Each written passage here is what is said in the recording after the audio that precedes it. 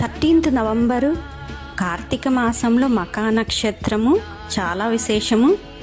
సత్యనారాయణ స్వామి జన్మ నక్షత్రమే కాకుండా శ్రీరామచంద్రుల వారి జన్మతిథి.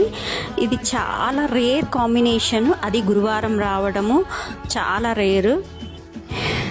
మ్యారేజెస్ ఇచ్చేవాడు, మంచి హస్బెండ్ కానీ వైఫ్ కానీ ఇచ్చేవాడు గురువు. అండ్ సంతానము విద్యని ఇచ్చేవాడు గురువు. సో గురువారం రావడం చాలా విశేషము.